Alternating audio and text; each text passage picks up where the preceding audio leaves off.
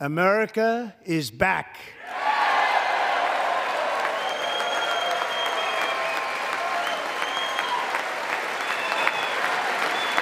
नमस्कार, अखबार रिपोर्टर के इस अंक में आपका स्वागत है। डोनाल्ड ट्रंप अमेरिका फर्स्ट की नीति से पूरी दुनिया को एक तरह से अलर्ट पे डाल दिया है। जिस तरह वो सभी देशों पर टैरिफ ठोकते जा रहे हैं, इससे अब एक ट्रेड वार की आशंका पैदा हो गई है। आज हम इसी पर चर्चा करने वाले हैं। बात शुरू करें इससे पहले आपसे हमारा गुजारिश है कि हमारे चैनल को लाइक कीजिए, शेयर कीजिए और सब्सक्राइब जरूर कर दीजिएगा। तो चलिए शुरू करते हैं। डोनाल्ड ट्रंप ने मेक्सिको और कनाडा पर 25% का एक टैरिफ लगा दिया है और चाइना पर वो 10% अपना टैरिफ लगाए हैं। लेकिन भारत के बारे में अभी वो अपना फैसला 2 तारीख को सुनाएंगे, यानी 2 अप्रैल को। अब कितना टैरिफ लगाएंगे, क्या होगा, इसके बारे में अभी कुछ साफ नहीं हुआ है, लेकिन सारा कुछ फैसला वो अपना सुनाएंगे वो 2 तारीख को। इसी बीच पीयूष गोयल अमेरिका में हैं और वहाँ के अधिकारियों से बातचीत हो रही है। अब बातचीत के बाद क्या नतीजे निकलते हैं ये तो बाद में पता चलेगा, लेकिन अभी फिलहाल एक तरह से पूरी दुनिया में टैरिफ वार का एक आशंका पैदा हो गया है। चाइना ने भी एक तरह से अमेरिका को जवाबी कार्रवाई करने के लिए अपनी बात साफ कर दी है कि अगर अमेरिका चाहता है कि युद्ध, यानी व्यापार युद्ध की बात कर रहा हूँ मैं, तो चाइना भी तैयार है युद्ध के लिए। और चाइना ने भी 15% टैरिफ अमेरिका पर लगा दिया है, यानी अमेरिकी सामान जो चाइना में आएंगे तो 15% का टैरिफ देना पड़ेगा। ये चाइना ने भी पलटवार किया है। उधर कनाडा ने भी बोला है कि हम भी 25% टैरिफ लगाएंगे। अभी कुछ प्रोडक्ट्स पे वो लगा रहा है, अभी क्लियर नहीं है कौन कौन से प्रोडक्ट पर वो लगाया है। डोनाल्ड ट्रंप ने चाइना के साथ साथ इंडिया पर भी बात कहा है और इंडिया को कहा कि इंडिया बहुत सारे प्रोडक्ट 100% टैक्स लगाता है। ये बात सही है। भारत कुछ अमेरिकी सामानों पर, बहुत सारे, लगभग कुछ नहीं, बहुत सारे सामानों पर बहुत भारी टैरिफ लगाता है। खासकर ऑटोमोबाइल पर तो 100% टैक्स लगा दिया है भारत ने। और इसके पीछे एक वजह है कि भारत एक डेवलपिंग कंट्री है और अमेरिका एक डेवलप कंट्री है। उसके पास तकनीक है, टेक्नोलॉजी है। अमेरिकी व्यापार भारत पे हावी ना हो जाए, इसलिए भारत ने टैरिफ लगाया। और ये एक तरह से WTO के जो गाइडलाइन है उसी के हिसाब से कर रहा है, क्योंकि भारत एक डेवलपिंग कंट्री है और अमेरिका एक डेवलप कंट्री है। तो दोनों का एक बैलेंस बनाने के लिए भारत को कुछ छूट मिला है टैरिफ वगैरह लगाने के लिए। लेकिन फिलहाल अमेरिका अपनी जिद पे अड़ा हुआ है। अमेरिका ने बहुत सारे प्रोडक्ट पर भारत के भी टैरिफ लगाने की बात की है। कनाडा ने भी पलटवार किया है, चाइना ने भी पलटवार किया है कि हम भी आपके इस जो आपने एक्शन लिया है उसका हम भी रिवर्स एक्शन लेंगे। अब पूरी दुनिया में एक तरह से ट्रेड वार का संभावना बन गई है। और जो ग्लोबलाइजेशन की जो बात की जा रही थी, या ग्लोबलाइजेशन जो चल रहा है पूरी दुनिया में, अब शायद हो सकता है कि इसका एक दौर बदले और ये भी हो सकता है कि दुनिया में एक नए तरह का आर्थिक ढांचा तैयार हो। इस तरह के, अगर अमेरिका जिस तरह का एक तरह से अपना एक तरफा डिसीजन जो लेते जा रहा है, इसमें ब्रिक्स की भूमिका अब बढ़ जाएगी। जो ब्रिक्स में चाइना और इंडिया और रशिया जैसे बड़े देश हैं, इसमें ब्राज़ील वगैरह भी हैं। तो कुल मिलाकर ये लग रहा है कि अब ब्रिक्स की भूमिका बढ़ेगी और अमेरिका को ब्रिक्स से अब चुनौतियां बढ़ने वाली हैं। वैसे ब्रिक्स अमेरिका को चुनौती दे रही है, इसमें कोई दो राय नहीं है। ब्रिक्स से अमेरिका को काफ़ी चुनौती मिल रहा है, उनके डॉलर को भी रिप्लेस करने की बात हो रही है। लेकिन अभी फिलहाल कुछ देश इस पर सामने नहीं आ रहे थे, और क्योंकि अमेरिका के वो लोग एक बहुत बड़ा उनका व्यापारिक साझेदार था, खासतौर पर इंडिया और चाइना से, तो इसलिए ये लोग देश डॉलर को रिप्लेस करने के लिए भी खुल के नहीं बात कर रहे थे। लेकिन जब अमेरिका खुद के लड़ाई में कूद जाएगा और टैरिफ नीति अपना कड़ाई से अगर भारत और चाइना के ऊपर लागू करना शुरू कर देगा या कर देगा, तो हो सकता है कि भारत और चाइना और अन्य देश मिलकर अमेरिका के डॉलर को रिप्लेस करने के लिए अब पूरी जी जान से लगा देंगे। तो भारत ने बोला भी है कि हमारा UPI एक अच्छा माध्यम है, डॉलर का अच्छा विकल्प दे सकता है, इसलिए आप लोग UPI पर विचार कीजिए। अब दुनिया को सोचना है कि ये उस वक्त विचार करती है कि नहीं।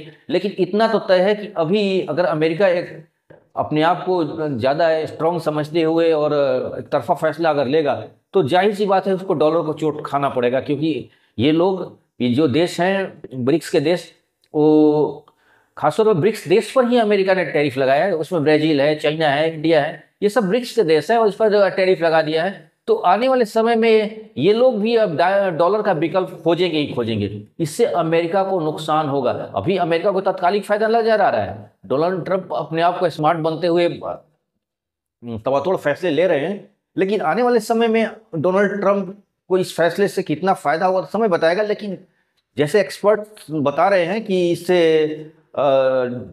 अमेरिका को नुकसान होगा, क्योंकि उनके प्रोडक्ट महंगे हो जाएंगे और क्योंकि वहाँ पर लेबर कॉस्ट महंगा है और जो भारत से, जो चाइना से जो माल जाता था वो सस्ते में वहाँ पर जाता था, वो सस्ते में मिलता था। लेकिन अब टैरिफ लगाने के बाद ये सब देश अमेरिकी सामानों पर टैरिफ लगा देंगे, जिसकी वजह से अमेरिका के सामान तो भारत में महंगी, तो पहले से भी ये लोग टैरिफ तो लगा ही चुके थे, लेकिन अब ये लोग भी अपना बहुत सारे ऐसे प्रोडक्ट पर भी टैरिफ लगा दें जिस पर टैरिफ नहीं था या कम था, उस पर भी ये लोग टैरिफ लगा देंगे। तो कुल मिलाकर यही लग रहा है कि जो ग्लोबलाइजेशन का जो हवा 20-25 सालों में बहुत तेज हुई थी, अब इसमें एक अल्प विराम आने की संभावना है। कुछ दिनों के लिए ये इसमें कमी आएगी।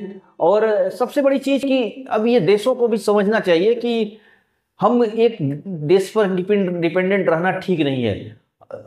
आमतौर पर इकोनॉमी अगर देखा जाए तो पूरी दुनिया की इकोनॉमी कुछ देशों के पास सीमित हो रह गई है, खासतौर पे यूरोपियन देश और बड़े में अमेरिका है, तो इनके पास।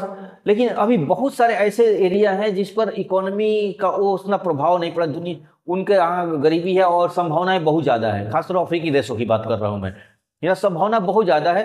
तो इन देशों पर भी अब इनको फोकस करना चाहिए, उनके डेवलपमेंट पर भी आगे बढ़ना चाहिए। और जब ब्रिक्स देश अगर अफ्रीका वगैरह देश के में जो गरीबी है उस पर अगर काम करेंगे तो उनके लिए एक अच्छा बाजार भी बनेगा, क्योंकि वहाँ जब मिडिल क्लास बढ़ेंगे तो बाजार भी बनने वाला है। तो इससे अमेरिका पर ज़्यादा डिपेंडेंट रहना अब दुनिया के लिए घातक होगा।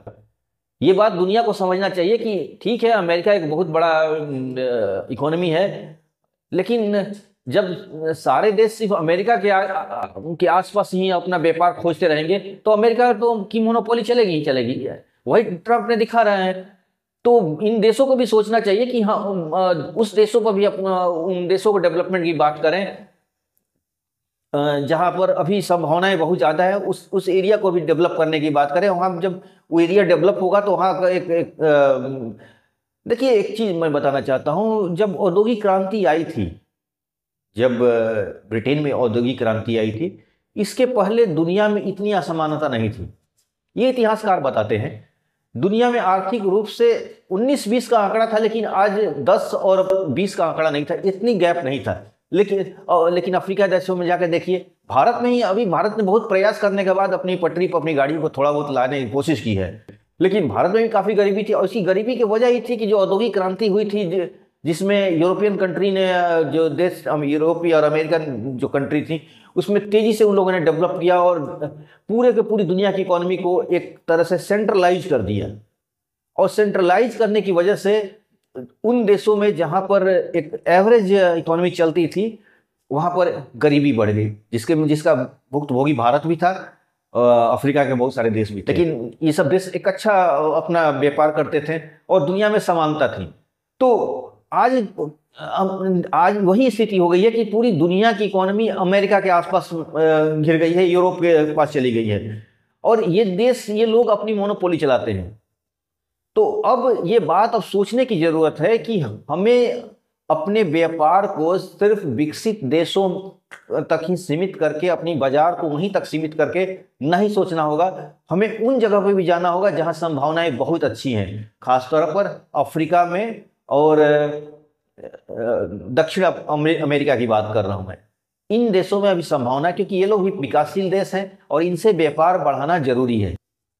और जिस तरह अमेरिका अपनी एक तरह से हर चीज़ में अपनी दबदबा दिखा रहा है और दुनिया के पूरी इकोनॉमी को एक तरह धराशायी कर रहा है, शेयर बाजार, पूरी दुनिया के शेयर बाजार, खासतौर पर एशिया के बाजार और में चाइना और इंडिया के बाजार तो रोज डाउन हो रहे हैं, रोज गिर रहे हैं। इसकी वजह ही है कि ट्रंप का जो स्टेटमेंट्स आ रहा है उसका असर डायरेक्ट बाजारों पर पड़ रहा है और टैरिफ नीति का असर बाजार में पड़ रहा है। इसलिए भारत के भी शेयर बाजार बहुत उथल पुथल मचा हुआ है। तो ये चीज़ है कि क्योंकि दुनिया की अगर इकोनॉमी को सिर्फ अमेरिका के आसपास अगर आप खड़ा कर देंगे तो यही होगा।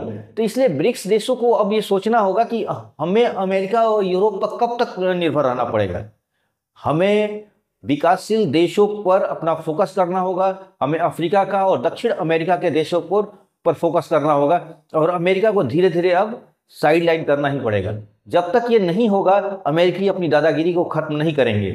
और डोनाल्ड ट्रंप इसी घमंड में है कि हम दुनिया की इकोनॉमी हमारे ऊपर के आसपास घूमते रहती है, इसलिए हम जो चाहेंगे वही कर सकते हैं। और डोनाल्ड ट्रंप इसलिए भी घबराए हुए हैं कि ब्रिक्स ने जब से इशारों में ये बात किया है कि हम डॉलर को रिप्लेस करने की सोच रहे हैं, तो इसलिए अमेरिका की सारी व्यवस्थाएं, जितनी अमेरिका का जो एक तंत्र है वो घबराया हुआ है। और इसलिए वो लोग इंडिया, चाइना, ब्राज़ील, ये साउथ अफ्रीका वगैरह पर ये एक्शन लेने की कोशिश कर रहे हैं। देखिए आगे समय क्या होगा, जैसा होगा आगे मैं आपको बताऊंगा। तो आज के अंक में बस इतना ही। नए अंक के साथ फिर आपसे मुलाकात होगी। आपसे फिर से गुजारिश है कि हमारे चैनल को लाइक कीजिए, शेयर कीजिए और सब्सक्राइब जरूर कर दीजिएगा। Thank you very much.